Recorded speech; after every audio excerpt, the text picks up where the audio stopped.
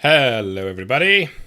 So today we're going to do a little quick tutorial on quarries in Tekkit. It's frighteningly simple. I'm not really going to show anyone recipes to make things, just the process on utilising them. I mean, if you've got Tekkit anyway, you can use not enough items to click and give you the recipes on the side anyway. Now with quarries, you can just use them on their own, lay it down, and it will give you a default layout of what it's going to dig. Which is all very good if you want that, but generally speaking, you're going to want to use your own sort of size layout, or the specific area you want to quarry out, or something like that. Now for that you use landmarks. You've got to have it all connected on one axis, or rather aligned to each axis. And once you've done that, in these, you can go, well, you can have pretty much any size you want, up to 64 blocks on any one axis. So no one line can be longer than 64 blocks. You can actually do it with only 3 because it will calculate the fourth, because obviously you've got the 3 and triangulate it to the other one. So once you've laid out your landmarks, you just simply right click on it, and you get a nice little red line. That means it's all working, it's all connected. Landmarks can be a bit of a git sometimes, and if it's not playing ball, just take it out, put it back on again, and try again. You right click to set the pattern. So once you've set your pattern, you can then place a quarry in front of it, and it'll turn into a hazard line. So if we just set this, I'll get these out of the way. Well, see, that one's being a bit funny. Well, they're all being funny today. Let's try one of these. And welcome to landmarks being funny. Oh, is it working? I'm seeing a flash of red. They're bugging out a bit. I think it is working, so we'll try and place down a quarry and see if it works. Get the engine in the way. No, I've done that. Awesome. Right. Sandstone quarry. There we go.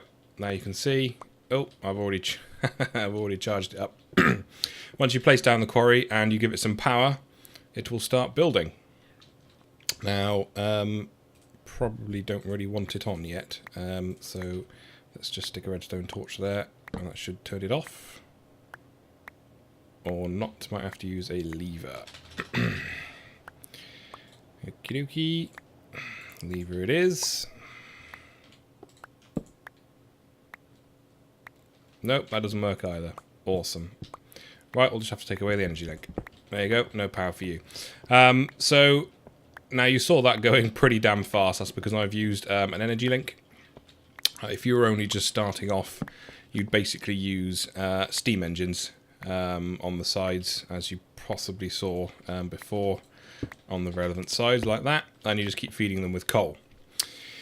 Now, once, that if you've got a fairly large quarry, that's going to take a long time. I mean, I did quite a bit bigger, a bit longer than this, my quarry was, and it took about 3,000 coal using steam engines, which is a bit painful and quite expensive. So I'd probably stretch and make an energy link, like you saw there.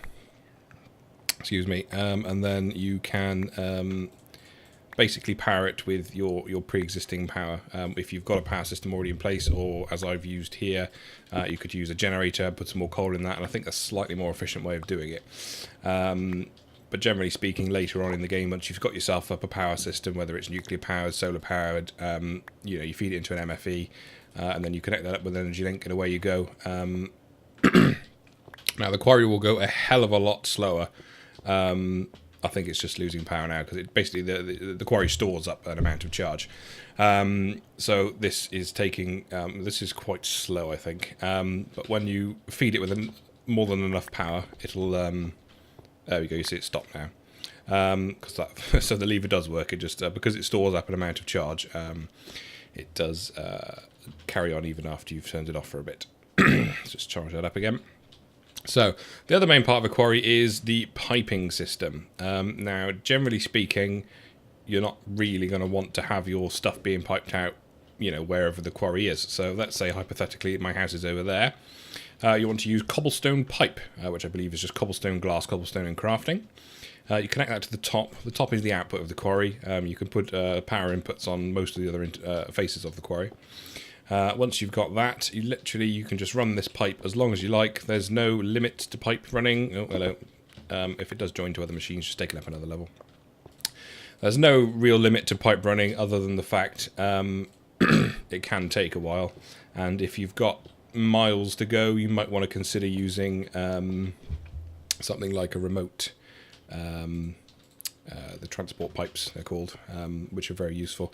If it starts getting a bit laggy because you've got so many pipes, you probably want to use one of those. Now, with this, you've also got the option, which is quite important.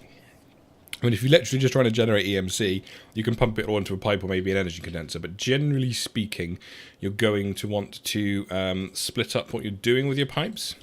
So at this point, you want to put in what's called a diamond pipe, which I believe is in this chest, or this chest, or not at all. Now, a diamond pipe will allow you to specify exactly what where you want to go with what objects. So you just put one in there, and then carry on connecting one in there, and follow on to this chest. So, for example, let's grab, got some coal there, I've got a diamond, and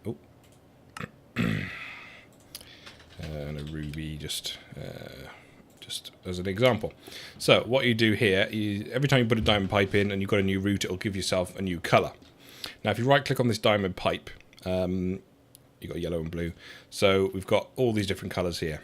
So for example, let's say in the yellow chest I wanted this to be diamonds, so you just simply place a diamond in the yellow box, and then on the blue section we want this to have rubies in it, and on the blue section you just place a ruby. So every time either one of those items comes into the diamond sorting pipe, it'll put it into the relevant point. Generally speaking, what you'd use this for is you would have an energy condenser and a chest. So all the good stuff, rubies, sapphires, uranium, emeralds, diamonds, etc., would all go into a chest because you want to save it because it's useful. And everything else you would send down the other pipe. Now you don't have to specify the things. So for example, in yellow, if we wanted to have rubies and diamonds in yellow, only they would go in there, and everything else would just carry on down the pipe into blue, and this would, in theory, be replaced with an energy condenser. It is painfully simple, so you shouldn't really struggle with it. In terms of speed, if we turn this back on, you should see with an energy link what this will do. There we go. Now this is about basically full speed. It goes a hell of a lot slower with a using 4 steam engines, and it uses a hell of a lot of coal, so it is best to use a decent power system if possible, because it's going to go fast. And you want it to go pretty fast and get the stuff in fairly quick. But like I said, if you're early on in the game, you probably don't have the resources yet, and you're going to have to wait. The only other thing is sometimes, as you can see, this does take a bloody long time to come through. So you can actually speed items up by using a gold pipe, which I believe again is gold, glass, gold. Just knock out one point there. Now the gold pipes have to be powered by redstone. So you need something like a redstone torch, a lever, or something to that effect. So once you put the gold cobblestone pipe in, the gold pipe, gold transport pipe it's called, you'll see now it starts shooting it off in a fast pace. Now you can put these, every so often in the chain, and then it'll just keep it moving. I'm not quite sure the exact distance, but you'll see once it's fired through, it'll start slowing down at a specific point. Just whack another gold pipe in there, and away you go. It's going to start going through. As you can see, it's going through this chest because we haven't specified anywhere else we want it. Now, the only problem with cobblestone pipes and or buildcraft pipes is they're not very clever in that they will overflow.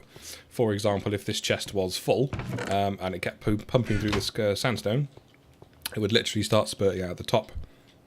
So if you left this on for any amount of time and it was spurting out the top, you just lose all those items, which would be a bit of a pain.